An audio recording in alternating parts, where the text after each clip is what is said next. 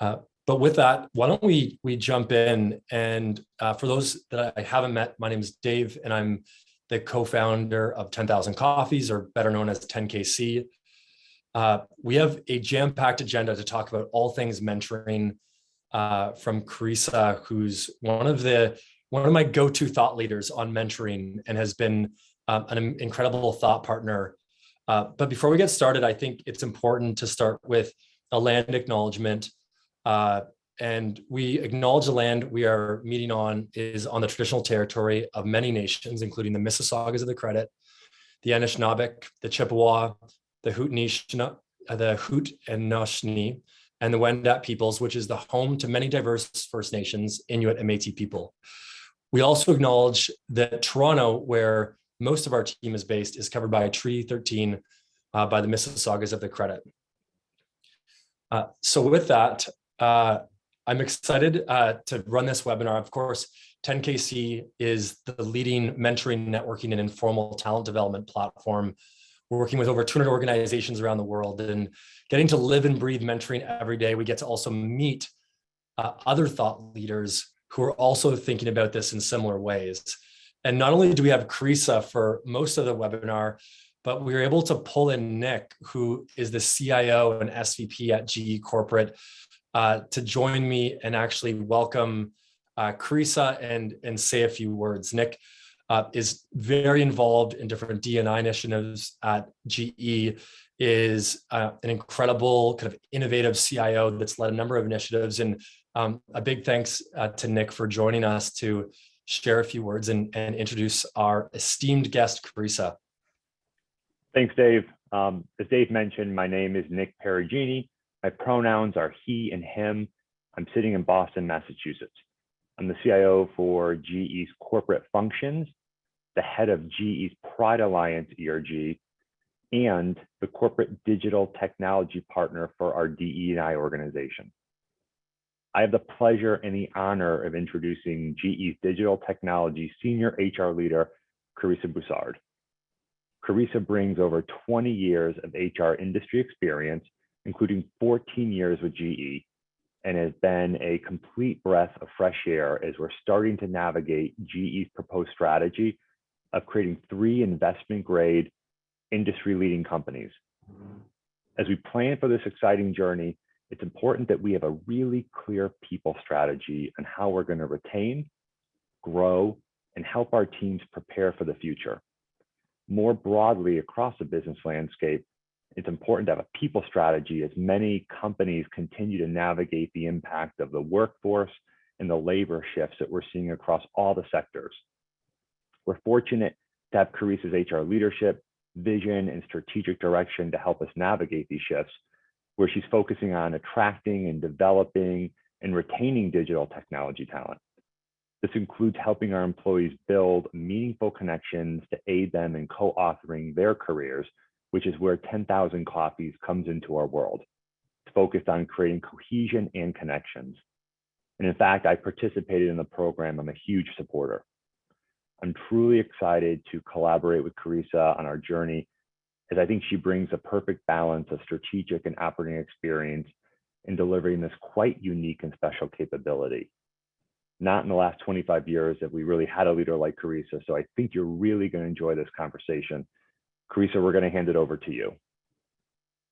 Wow, thank you for that introduction, Nick, and just super humbled and honored to partner with you. You've been an incredible partner that has really enabled us to get the mentoring program kicked off in digital technology. So thank you for your super kind words, and just excited to be here today to share just a little bit more about our journey with 10,000 Coffees and our mentoring program at GE. Well, yeah, looking forward to digging into all of this. And I think one thing, given that we're still celebrating Pride Month, is, as an LGBT entrepreneur, DE&I and mentoring has been something that's been close to home to me, even just starting 10,000 Coffees. And we saw that these kinds of relationships can be so much more inclusive. And throughout today, just for all of our audience, we're going to dive into all different topics on mentoring, from just generally how we make mentoring something that drives a lot of impact, how to test and learn, how to measure, how to match, and also just how to bring an organization through different phases of mentoring. And Karissa is somebody that I've learned so much from. So I'm excited to dig into all of this agenda with each of you. For those who have just joined the webinar, you're able to drop in Q&A directly using the Q&A button below. And also you can introduce yourself on the chat, just drop in your LinkedIn link and build some new connections. So with that, I thought maybe Karissa, like, tell me a bit about mentoring, why it matters to you. Give us kind of a quick intro on that front. Yeah, absolutely. So mentoring is something that's really near and dear to my heart. A lot of people don't know this about me, but I started my GE career back in 2007 due to a mentor relationship. And at the time, it was really a serendipitous connection that I made with somebody that was an executive at GE and still remains a mentor of mine today, but it was really a by chance meeting. And so I've always carried that, with me, and mentoring has just been something that's always been central to people strategies that I've, developed for organizations in partnership with the leadership teams and the HR teams. And it's something that I think really becomes an incredible experience that you can offer to your employees if you do it right. And that's, I think we'll get to that later on in the discussion today, but there's really great ways to do mentoring, and then there's okay ways to do mentoring. And I think that's what I've certainly learned, over the course of my career. And yeah, I couldn't agree more that I think mentoring often comes with a lot of preconceived notions, and generally those are not always great, but we'll get to that in a couple of questions. I guess maybe you can kind of give all of our attendees just a bit of a crash course on the pillars of your people strategy and how you kind of came up with, careers being co-authored journeys.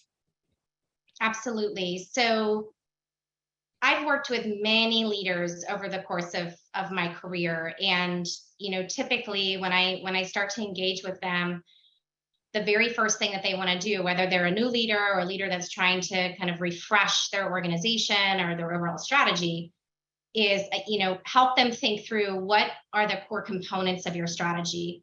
And I always encourage them to start with their people first, because at the end of the day, people are your most valuable asset. They're central to any strategy that you have. And so if you think about it, all these businesses have strategies, right? But not many businesses focus on a strategy for their people.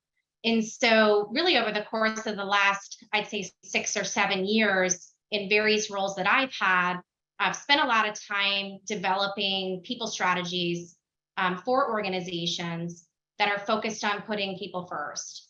And in this case, for our corporate digital technology organization, there were really deficiencies that we found in our culture survey from last year, specifically around how people felt we were investing in their growth and development, how we were engaging with them, and then also how we were rewarding, recognizing, and valuing them. So we put together this people strategy, and it's simple by design. You'll lose people. If your people strategy is more than a couple pages, you're going to lose people. So you want it to be simple and you want it to be focused. And that's what ours is. And it's focused on how we grow, engage, and value our people. And then there's very specific actions with, timeline, implementation timelines attached within each one of these pillars on what we're doing in these specific areas. In the engage pillar specifically is where we were very much focused on how do we create boundaryless connections for our global workforce. We're in 160 countries all over the world. I think actually more than that. And, today, particularly when a lot of our workforce is remote, how do we connect them? Because we know when we connect people, humans are wired to connect. That increases engagement, that increases productivity, in many cases, and increases retention. And so that was an important component of our engage pillar. So hopefully that's helpful, just to give a little bit of the sausage making behind the people strategy, and then also the components of it as well. Yeah, and you mentioned a bit on this, but just to double click on it, when you kind of looked at some of those data points, what were some of those kind of data points or insights that kind of brought you to, hey, let's create boundaryless connections and let's create mentoring on scale? Yeah. So I always say, every plan starts with a really good hypothesis. And our hypothesis was, we really need to better connect our organization. And then we went after the data that supported that. So we looked at exit data. We looked at our culture survey. We held focus groups. And what we really gathered was connection, in addition to various other aspects of our people strategy, really would be, excuse me, a differentiator for us if we could figure out a way to make it easy to do. So automate it. So it wasn't like an Excel sitting on your desktop, or, a room you have to lock yourself in and have a session about how to match up 30 executives with, 30 mentees. And so, really, that's where we got the data to determine that connection was an important component of that engage pillar. That's really, and I think a lot of organizations are looking at engagement data and retention data, and I think that's really, really helpful. Thanks for that. And from, a lot of times people aren't really sure where their organizations are at around mentoring. Maybe share a bit about where was mentoring before 10,000 coffees, and in record timing, where would you describe it now? What's kind of the before and after?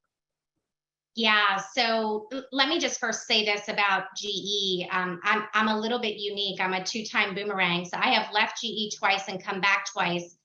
And I will tell you, it's because of the culture. GE invests in their people, and it's a pleasure to work for GE and be on an HR team that really embraces people as a competitive advantage. They've always invested in mentoring, but like many traditional mentor programs, it was a very manual process. And what happens when you have a manual process, again, the example I used before, where you kind of lock yourself in a room and you say, okay, we have 30 execs that signed up to be a part of this mentor program. Now, who are we going to match up with them? And, sometimes unintentionally, things like bias can come into play when you're running a non-automated and a manual mentor program. And so what we did in the past, and really I think many companies do this, is, you have mentor programs that exist on Excel sheets or determined in a room after a couple hours session. Now with 10,000 coffees, it's much easier. The process is automated. You have smart matching based on, interests and algorithms. You get prompts and nudges on, the mentee and the mentor matches that have been made that kind of usher you along and guide you through the process. So you really have taken something that, again, GE has always done an amazing job with, which is mentoring. But you've just made it easier. And quite frankly, it's more aligned with the technology that we're used to in our personal lives. I often say to people, it's so interesting, particularly in the HR function, I'll pick on it a little bit. There are times when we expect our employees and our leaders to use manual processes that we would never have time for in our personal lives. And it would be like if Amazon said, I'll get your package there tomorrow, but you have to drive 2 miles and pick it up from your friend's house. You'd say, no way, I'm not going to do that. And so we've got to make experiences easy and automated for our people. And that's really what 10,000 Coffees has enabled us to do with mentoring. That Amazon example is too real. Right? You just would not tolerate that. And it's interesting because with mentoring, it's almost like you have to walk 2 miles uphill to get a mentor. Traditionally, we have to make it a lot easier for people to do that. So I think a lot about one of our early conversations and something that we talk through with CHROs and chief talent officers, where like, what about the executives and the leaders? Because oftentimes they're the most sought after people. Would love like any, after running these programs, any executive or leader success stories that you kind of reflect on?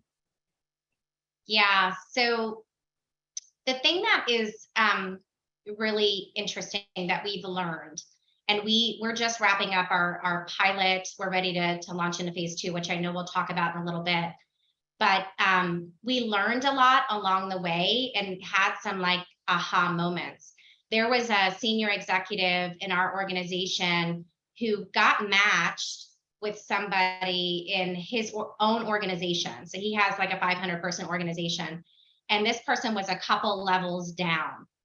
And he said, look, I probably should have known this person, and I didn't, but it really opened my eyes to what's going on in that particular organization. It also, developed a relationship with this employee that I probably would not have developed before.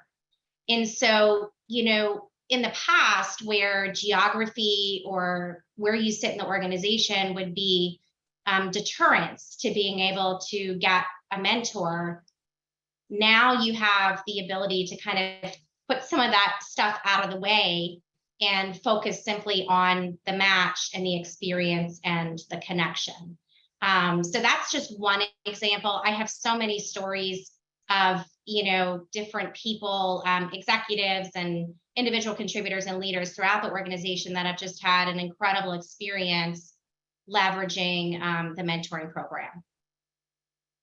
That's and so it's always nice to hear, because I think oftentimes executives and leaders in mentoring programs, some are just have way too many requests and they're not really sure where to go, and others might not even get a single request. And so it's been really, obviously we're solving for that through technology. And how about from the mentee side? Because you got so much great talent in GE that you want to help, explore new roles and opportunities. Any mentee stories that you could share with us? So there's a lot. There's one that sticks out though, and I just got an email about it a few weeks ago. So these two women in our organization in 2 different countries were matched up. Again, based on their interests and the algorithm. So it's not by chance, right? I mean, it was really truly a customized connection, if you will. And they just hit it off, and they breezed through the 5 guided sessions and just continued on with their relationship. Well, by chance, they were both traveling in the same country, I think in the last few weeks, and ended up being able to meet in person and turn that virtual connection into a real life connection. And I think that's really, it's just a powerful story, because these are 2 women who probably would have never met each other before. They were in 2 different countries and 2 different functions, but yet they had a ton in common, and they got a lot out of the connection that they had built. And I would have to guess that they will continue on with that connection as a result of being matched on 10,000 Coffee's platform. So that's one of many stories that I've heard, but it's certainly encouraging to see those types of organic connections happening and flourishing in our organization. Yeah, and there's a lot to unpack on that one from a hybrid perspective, because I imagine a lot of people on here are thinking about hybrid. And there was a recent data report in, I believe it was Harvard Business Review, where people actually find themselves less connected in hybrid than when they were fully remote. And so when you think about that mentee story, this is kind of a spontaneous question for you, but what takeaways do you think HR talent leaders can take from that kind of story on how they plan for greater connectivity in the new hybrid working model? Yeah, so my opinion, hybrid is here to stay. I was at a great conference a few weeks ago, and I went to a breakout session on remote work and hybrid working. And the research shows that, it's really here to stay, and companies are going to have to adapt to that. But what's interesting is what we do know is humans are wired to connect. So while people do want to have the flexibility to work from home, they don't want you to take away their ability to opt into connection, because connection is quite powerful. It drives great outcomes like engagement and productivity and retention and all sorts of things like that. So, when we think about kind of connection as it relates to remote workforce, I think leaders, and myself included, we have to continually be thinking about how do we enable that in an easy, automated way that kind of almost shows up in your mailbox, right? Shows up on your phone to prompt you to connect. Because in the busy lives that we have, we're not always going to remember, oh, I should go connect with somebody. But once that connection is there and it's available, it actually drives quite powerful outcomes. So I would just, I wouldn't decouple remote work and connection. I would figure out how to allow them to be symbiotic in your organization. Yeah, no, that's a great one. And I think, so we ran our first poll question, and 43% of people currently have a mentoring program, and 1 in 5 people are in the process of setting one up. So, and 34% currently don't have any. So we'll come back to some of those insights in a second. I think, I've a big kind of hats off to you and the GE team for kind of going from hypothesis to testing it, as you shared earlier, to go live with so much impact so quickly. So let's kind of dive into your mentoring program, and maybe you can speak to just like who got, like, how did you set up the pilot, and who was a part of it? How did you think all of that through? Yeah, sure. Absolutely. So, and I'm sure we'll talk a little bit more about this later when we get back to that poll question, but it was important for us to do some testing. So we decided to start with a small pilot. We specifically chose to focus on a 200-seat option for females and also minorities in the US. And we focused on that particular population, one, because it ties to our DE&I initiatives as an organization, but two, we're very, very focused on how do we better balance the equation of our global workforce and enable these underrepresented groups to have the same opportunities that others have, that might sit in a same location or an office as one of the executives. And so it's how do we break those barriers, give these underrepresented groups opportunities that they wouldn't normally get. So it was an opt-in pilot. We launched it, and I will tell you, within weeks, we had everyone in the organization saying, when are you going to open it up to everybody else? So the momentum took care of itself. But I will tell you, the feedback that I heard from those that opted in to be a part of the pilot is they were grateful that we thought about thinking about them first.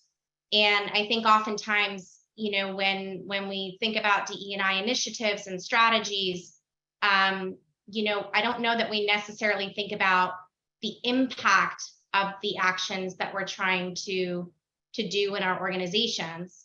And it was great to hear that they felt valued and they felt thought of. And quite frankly, since these are underrepresented groups, it's our duty and certainly our privilege to enable them to have opportunities just like everybody else. Yeah, it was incredible just to see the success stories and everything come in so quickly. Maybe just, having seen from a variety of your experiences, kind of mentoring before and like how they're actually being run, what were some of the highlights of how things changed once you kind of dedicated a team to that innovation and then actually launching a technology? What were some of the kind of the key highlights of of what changed once you launched with tech? Yeah, so I think I go back to, something I mentioned earlier about boundaryless connections, right? So where geography or where you sit in the organization or your gender could potentially impact your ability to have, seek out or get a mentor in the organization. Technology has enabled us to get rid of those barriers. And the pilot was opt-in only, and our phase 2, which is going to be open to all of corporate digital technology, as well as our business unit digital technology employees as well. It really breaks down those barriers that normally exist when you're trying to do something manually. So that's kind of the first piece. Like every admin in our organization was like, oh, thank God, like I don't have to spend hours, typing in all of the people for this roundtable and make sure it's happening every month. In addition, and we launched with the mentor program. There's different facets that we're going to do in phase 2, but it's a guided journey. So you get, guided questions and topics, which we worked to create tied to our GE leadership behaviors, tied to things that were relevant going on in our organization. So we have a lot around change. As everyone knows, GE is going through a lot of change right now. So we were able to customize that curriculum, if you will. And then it shows up in your inbox and it helps guide that discussion, which is really different. Talking about inclusion, not everybody's comfortable like just jumping on a Teams call with somebody across the pond, right? They don't know what to say, and they're interested, they're intrigued, but they don't know what to say. And it made it easy to have this customized curriculum to enable and really guide those discussions. And then I would just say the last thing is the feedback that I heard frequently, and I still continue to hear, is I never knew that about her. I never knew that about him. I didn't know that about that. And so because you broke down these barriers, you were able to open people's eyes to perspectives and information that they would not have normally been exposed to. Yeah, I couldn't agree with those more. And I'm slow on my slides because I'm glued to all the things that you're sharing. But Okay. I think that is a really good prompt, right? Where I know something that we really talked about a lot is when we first teamed up, it's like we've got to have the curriculum and we've got to have the content and guides. It can't just be technology. It has to be user-driven experiences that help any personality type or any background be able to make the most out of their experience. And we see that being really important for mentee outcomes, but we also see it really important for leaders, because oftentimes leaders get paired with people and everyone just expects them to know how to turn that into things like sponsorship or Right. turn that into managing change. The reality is we're all learning from it. And it's awesome to see how all of our templates and guides, but combined with you and your team's expertise, we're able to create those curriculums that were perfectly ready for the GE employee experience.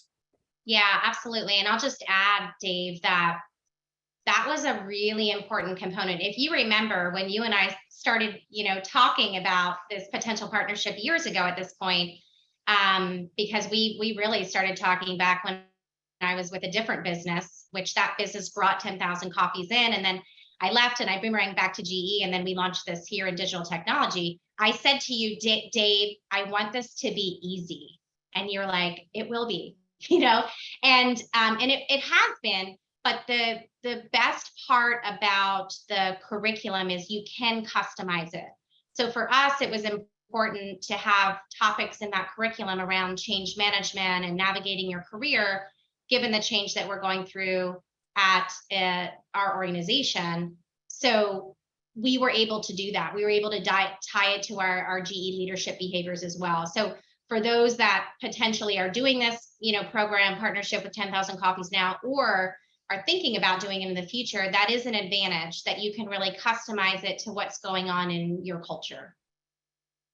Yeah, I think that's we'll have to dive into that more, because I think a lot of times people think, let's just turn on a mentor directory and everyone's going to just understand what to do. And the reality is you actually want to take these templates, but you also want to be able to color within the lines to bring to life different learning or GE behaviors that you want to activate, which are different than, Nike's behaviors or other organizations. And that was, I remember that conversation vividly, because as you can all imagine, Karissa is very direct and very well-spoken. And she definitely made sure we had easy, configurable and high scale sorted. And it's awesome to now be here and celebrate that. But one of the questions that we've asked on the poll, and Karissa, I know you've brought this up a few times, is like DE&I goals. And there's things like different ways of working, and where all leaders have goals and sometimes expectations around investing in things like DE&I or talent. What does that look like for you and your team, and how has this program made it easy for leaders to get involved in making those commitments happen? Yeah, it's a great question. And I, about a year ago, I participated in an exercise where we kind of helped to develop an overall white paper on this very topic. And I will tell you, I was with probably some of the most esteemed DE&I leaders at some of the biggest companies in the world, and they all said, we haven't quite cracked the nut. And I would agree, we haven't quite cracked the nut on, how do we better balance the equation? How do we ensure that there is equality and inclusion across our organization? But I'll tell you what we are doing. Nick Perugini, who introduced me before, who's an amazing champion for our DE&I efforts. He chairs the DE&I council that we established in corporate DT. We meet monthly to talk about, what are we doing to focus on increasing our diverse talent, increasing opportunities for our diverse talent. And quite frankly, that's really where the idea and the momentum came for this mentoring program, to focus, starting with women and minorities in the U.S. We could do more. I think, I don't think any one of us, and I saw there was some DE&I leaders on the call today. I don't think any of us at any point will drop our pens and say, we're done, we're good to go. Because it's just, I don't know that we can ever get to the point where we say, okay, we feel that there is, complete equality. But I would say, in my experience, focus on one or two things. Where I've seen DE&I strategies not go well is there's 19 things they're trying to do.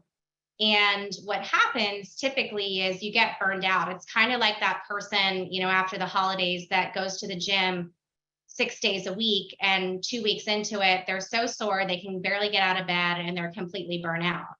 Well, that's what happens when you have, unachievable strategies with way too many priorities. Focus on one or two things. And that's what we decided to do with this mentoring program. Look, this is measurable. The people told us that they wanted this. And so we're going to try it. And then we built momentum and engagement and excitement with great results. And now we're going to, push it forward into phase two. I couldn't agree more with that, in that, like, you can't get inclusion without networks. You can't feel a part of a culture if you don't have systematic ways to create boundaryless connections. And I think that's something that I thought was interesting with the strategy that you came up with from the start. Was, of course, we want to create a one-on-one mentoring connection, but how do we leverage the breadth of a platform like 10,000 Coffees to not only offer that, but also offer connection, leadership experiences. And maybe you could speak to just that ecosystem that you imagined, and kind of why you imagined something more than just a one size fits all mentoring program, but also different types of experiences that can help drive things like sponsorship, mentoring, and ultimately engagement and retention. Yeah. So, connection is not like a it's not a clear roadmap, right? It kind of needs to take a life of its own. And so the more options that you have to connect based on your style and your preference, probably the more connections that are going to happen, right? I mean, take an introvert versus an extrovert. There's going to be different preferences that they have on how they connect. So, we, in our pilot, we launched office hours, which was a way for senior leaders who we would consider, role model leaders in our organization to have roundtables with employees. Employees would sign up for this, and they would just have a conversation about, what was going on, some guided points, but what's going on in the organization. And so that was one option. And then we also had, of course, this mentoring option, which is, a little bit more formal in the sense that, you're matched through an algorithm and based on interests and who knows what's all in that algorithm, but it works. And that's a little bit more formal with a guided discussion. And then there's networking, right? That we allow people to just, kind of come in and find other people with like interest and match up. And then for phase 2, we're going to expand to introductions, right? So I think that by providing people with options on how they connect, it's actually a quite inclusive approach to how you can build these connections. And that's what 10,000 Coffees enables us to do in an automated way, which is really powered by technology. I think all of our product team is overjoyed with that, because I know we've been able to kind of nerd out with you on some of these concepts, but we really understand that mentoring is an ecosystem. There's no soulmate, and anyone that's looking for their one soulmate to solve all their career problems is going to have to look for a lot longer, because it probably doesn't exist. But instead, you can give people different options where they might have things like networks. They might have things like structured one-on-one mentoring, as well as group experiences. And when you allow your broader employee bases to do those, it might actually be the networking experience that guides them into a mentoring opportunity. Yeah. And it might be a leadership conversation that gives them that career aha moment to maybe try out a new skill or otherwise. And so I know that's been something you've been kind of really energizing our team with from the start, is to think about it from an ecosystem, from a single solution. Don't create like 5 apps for 5 different things. And that's, of course, like a big part of what we support our clients in. I think there's a lot on this slide, but I think you brought up a few points that I thought it was time to dig into this, which is around beyond the match, right? And I think a lot of people focus on making a really great match, which is awesome, but talk to us about some of that structured and guided curriculum, and would love to hear kind of how you have seen that help you drive some of the outcomes. And then we'll talk about outcomes after that. Yeah. So, and I won't go too deep into like a talent strategy. I know I'm with probably some of the most esteemed talent professionals across the world. But what we were able to do, and it was by design, is there's certain things going on in our culture, in our organization, that specifically affect our people, that are unique to our function versus other functions. And so we wanted to meet people where they were at. And so we were able to customize a program that really focused on things that are top of mind for them right now. Back in November, our CEO, Larry Culp, announced the intention to split our company into 3 publicly traded companies in the coming years, of course, after we go through legal and compliance checks that we need to, including consultation. But, what's top of mind for people is, what does that mean for me? And so what we were able to embed in the curriculum is, very specific targeted points around co-authoring your career and career conversations and topics around change and growth. And, so those are really important things that we were able to embed, which are quite frankly part of our people strategy, but we were able to embed into the curriculum that really met people where they were at. So it wasn't just something you picked up off the shelf. Here's what we do for everyone, peanut butter spread, and good luck. It was, no, we can customize this to make sure that it's relevant for our people. Because if you have that relevancy, I think you're going to be more likely to have an organic and meaningful connection. So hopefully that answered your question, but that was really it was a differentiator for us as we thought about how do we take our overall people strategy and embed those themes into the curriculum to enable the connections.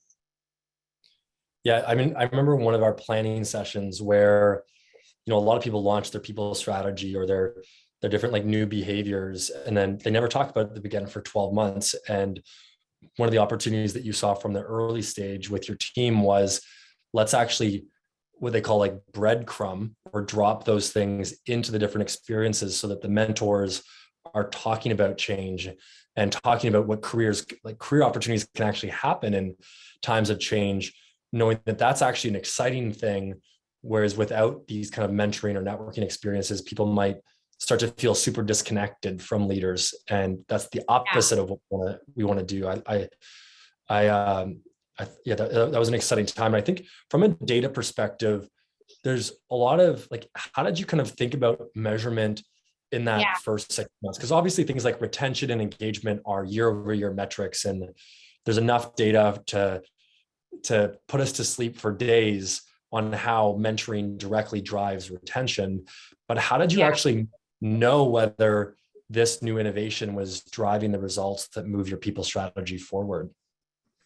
Yeah, so I mean, we do get, we're offered a metric dashboard, obviously by 10,000 coffees. So that's one piece, right? It shows us overall adoption, NPS, engagement, so we have data points that help us go beyond the hypothesis, right? And inform us on whether or not this is something that we're going to continue to invest in.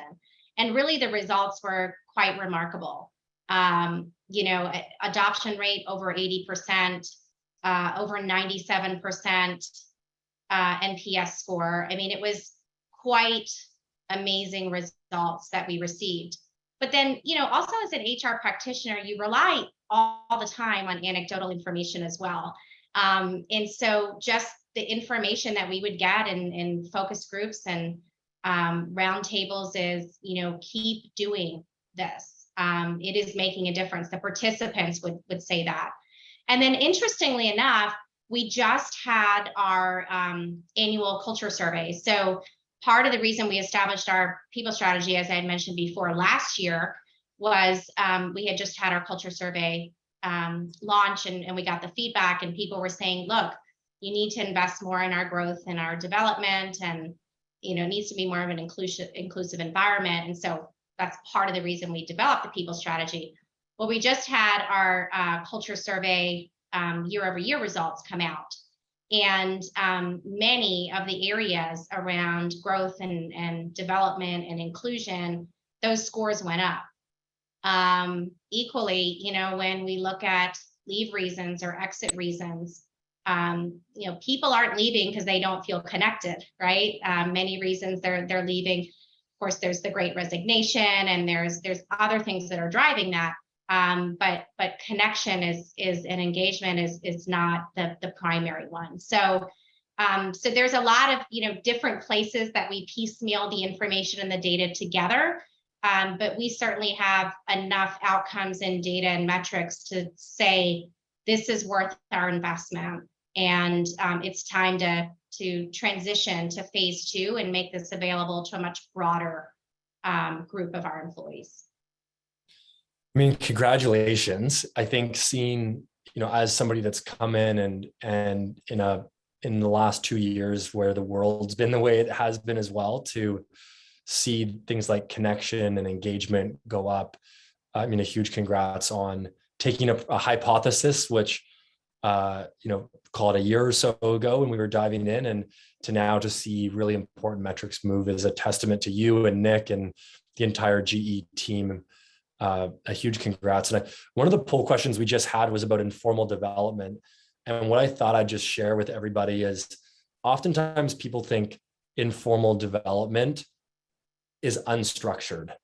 And that's actually not true. Informal development requires almost as much structure or more structure than formal classroom learning, because as Karissa shared, not everyone's a natural at sitting down and having these conversations. And I think as we think about structure and making sure whether it's onboarding buddies or mentoring or networking programs, you actually have to have systems in place to create structure, because that also ties into inclusion very closely. And I think when there isn't structure in your informal programs, which most people don't have, they're left to bias. And so talk to us a bit about some of the biases. And, oftentimes people get uncomfortable when they talk about biases. It's all coming, let's all assume good intent. I think just naturally we have bias. And maybe you can speak to some of the biases that are inherent in some of those manual or previous programs, and how did you so what were those? And then how did you kind of see and configure your 10,000 Coffees program to remove these biases for a better, more inclusive opportunity for your employees? Yeah, it's a great question. And this is something else that GE is very focused on as an organization as well, is inclusion. I think we've made great strides as a company to be much more focused on this, specifically in corporate DT. If we didn't have, let's just say we didn't have the 10,000 Coffees platform, normally our experience in the past, before we had technology that enabled these mentor relationships, all sorts of biases could come in, and we all have them. And I would say, like you said, consider good intent, but unconscious bias, just happens. And so it could be a geography bias. It could be a gender bias. It could be a level bias. It could be a bias, she's not articulate. It could be, there's so many different biases, right? And they typically are derived out of things that you like or dislike. And so if you're manually selecting the people that you're going to put in front of the busiest executives in your company, then naturally that process could potentially be quite clouded by bias. And with 10,000 Coffees, it kind of just takes that out of it. When somebody signs up, they opt in to be a part of the mentoring program, as an example. There's similar to how you set up your profile on, I don't know, I'm not on Facebook, but I'm thinking about MySpace. That was the last time. But you set up your profile and you pick all the things in your interests and, open for this, and I like this. And then some very specific details on, geography and interests and function and skill set. And then it goes a step further and it says, what are you interested in being matched with? So sometimes people want to be matched with likes. Some people want to be, to expand their horizons, they want to be matched with different perspectives and different skill sets and different interests. And so then you put all that together, and the algorithms then drive the smart matches. And I don't have the number in front of me, but I think our smart match quality was something, it was over 89%, 90%. I can't remember exactly, but it was extremely 95. high. 95. Okay, thank you. Yeah. Yeah, I mean, it was, and that's a testament to the fact that, it was a successful match, right? And it probably wouldn't have been if me and the HR team and leadership team sat in a room and said, yeah, I think Dave would like being matched with this, leader, and yeah, let's give it a whirl. And then, they have to take care of the rest. So I would say that's how 10,000 Coffees has really enabled us to take the bias out, but then also going back to my earlier point, I want the easy button. I don't want to burden anybody to take part in the mentor program. Let's make connecting easy. And that's what the partnership with 10,000 Coffees has really done. Yeah, I think like going into that more, I think for the people that also provide, 5 options to a mentee or 5 options to a mentor, we've got to think about bias, because anytime a person chooses their match, there's inherent bias. And there's a really important stat just from a gender perspective from Lean In, where men are 12 times more likely to hesitate to meet with a woman than another man. And it's not, we have to like assume positive intent in all of this, but when you have those choices and you don't rely on the best in class matching that allows you to choose all of those different things that you've shared, we aren't creating inclusive mentoring options. And that has to be really taken seriously, I think, by talent leaders who are telling, and we'll see from this poll, but a lot of times people say, well, go to our HRIS and just find your mentor. And we have to start to catch ourselves in those situations to say, actually, let's create more inclusive ways.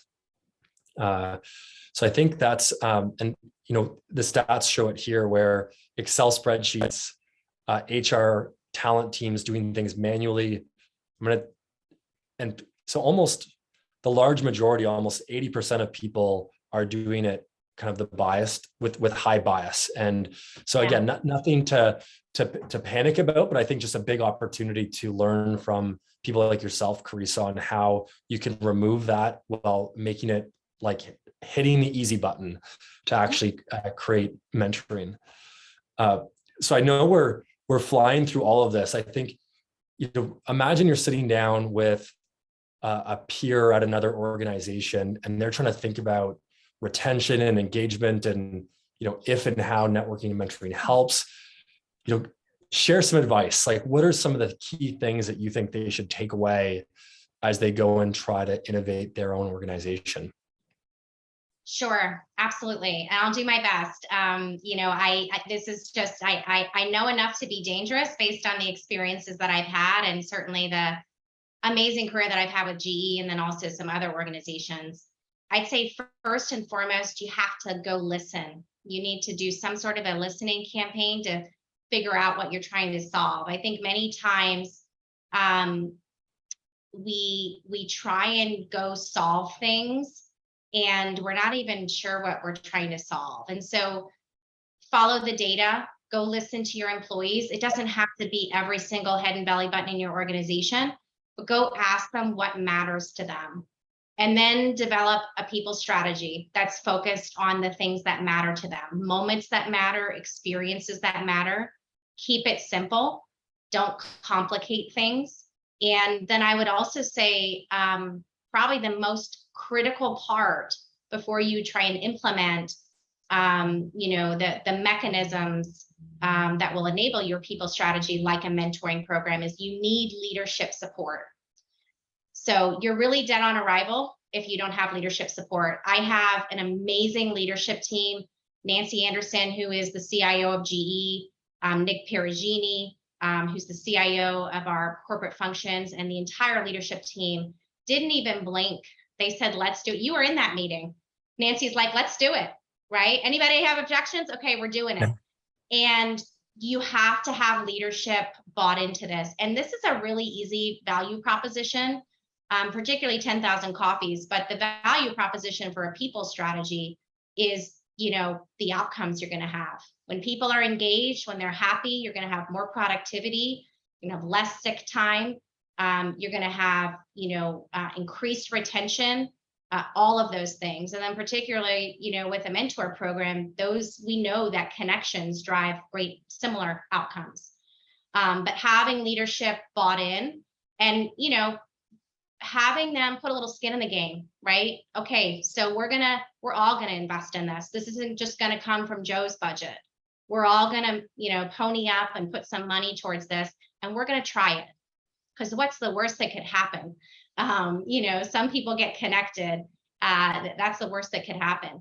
But the best that could happen is some of those outcomes that I mentioned. So that's the world according to Karissa. Those are just some of the things that I have learned over the course of my career. I do want to just give a special shout out to just some of the people that really I worked with to launch 10,000 Coffees. It really started back in our services business. Shortly after I left there, they launched. And then we launched our pilot this year. And there's an amazing team of people that spend every day with your team, optimizing this program and rolling it out. So I wanted to recognize their efforts. I am in many ways a spokesperson. They do all the hard work and they make the moments that really matter a reality for our employees. Yeah, it was an awesome team to work with. And my 20-second buzzer beater, I have to ask this. What would you say was kind of like your favorite feature or surprise that 10KC helped you with in your program? What was your favorite part? Yeah, I would say the guided conversations I really appreciated. Again, I mean, me like many other people, I'm extremely busy. And even as well-intentioned as I would be to go into a mentor session with the best intentions, I'd probably running from another meeting and running to another one afterwards. And having those guided conversations was a guidepost. It was something to come back to and to help you be well prepared to make and sustain a meaningful connection. So that was really my favorite one. That's awesome. Well, I mean, a big congrats to you and all of the team for, identifying that hypothesis and then so quickly helping hundreds of colleagues and now soon thousands with mentoring and boundaryless connections. And a lot of people talk about agile and digital transformation and diversity leadership councils, and you really brought and practiced those different areas to bring something so impactful. So Karissa, thanks for joining us and taking an hour out of a nonstop schedule, and congrats on all the results that you've had. Thank you. It was an honor to be a part of this today. Just thank you so much and appreciate everyone that joined. Thanks again. Appreciate it.